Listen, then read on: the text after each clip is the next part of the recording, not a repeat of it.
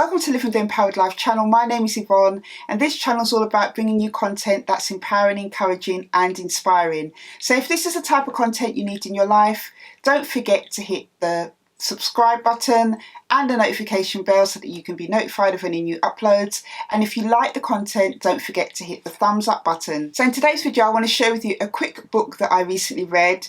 It's called Do Lead, Share Your Vision, Inspire Others and Achieve the Impossible. It's by an author called McKeown. This is the second book I've read in the Do series. The last one I read was Do Fly. I will leave a link to it at the top of this video.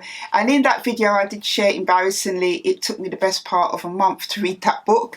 As you can see, these books are quite thin, and I was saying in that video it shouldn't have taken me so long, but I did explain, you know, a bit of a weak excuse I suppose, that I was busy trying to do other things, you know, in my company and all types of things, so my reading schedule did go down.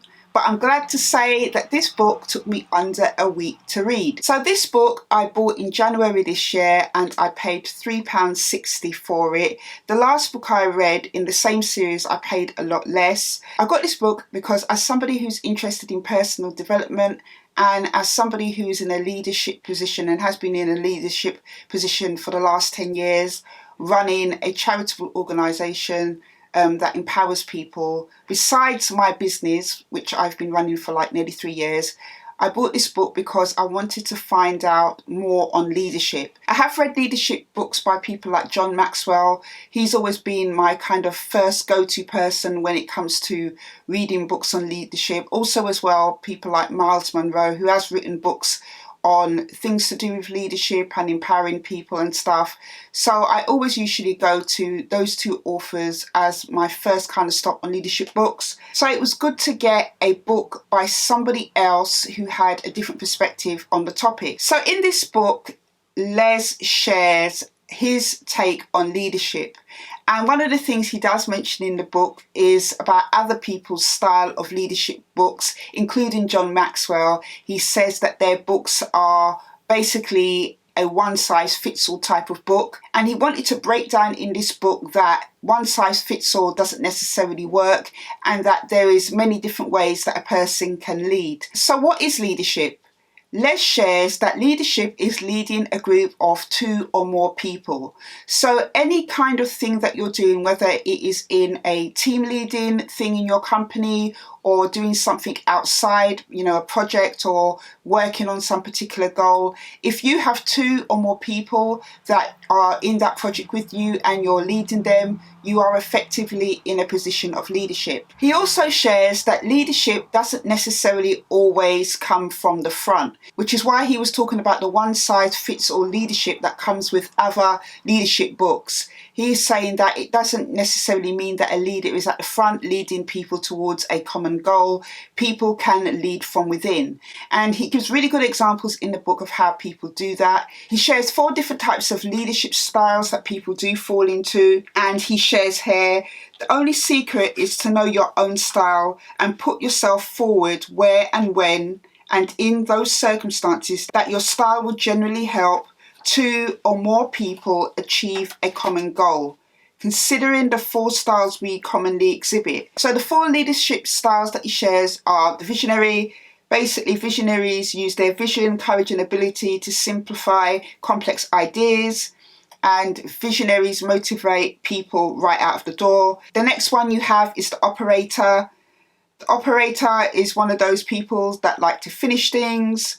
The operator gives clear tasks. Operators are happiest translating the visionary strategies into action.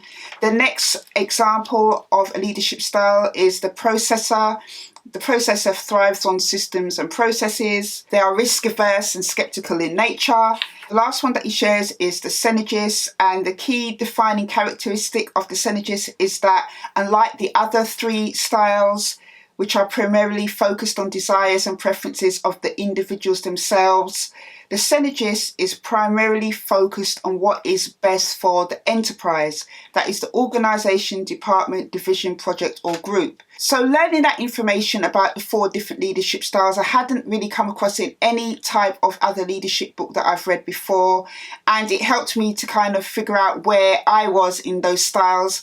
I see myself as a visionary, that is predominantly my main style, but I do have strands of being an operator and a processor. And what I do like about this book is that he has a kind of QR scan code where you can scan it and get information and other materials to help you. For instance, if you don't know what type of leadership style you are, there are quizzes and things that you can access by scanning this QR code, which is at the end of each chapters, so that you can get that help to know what type of style you are. Also, as well, there's other resources that you can access as well by scanning that QR code, which I thought was really good.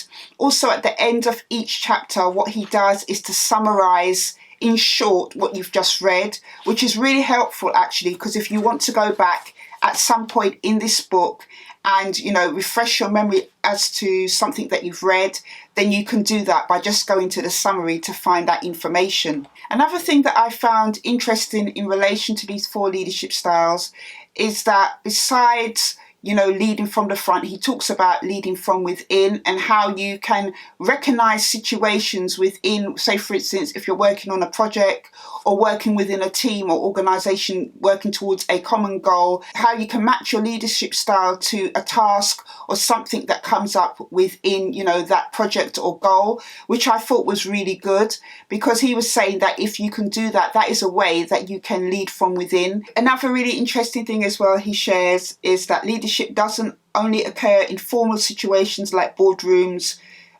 sports fields or in the war room. It can happen in everyday tasks. He also breaks down some facts and myths about what leadership is and isn't.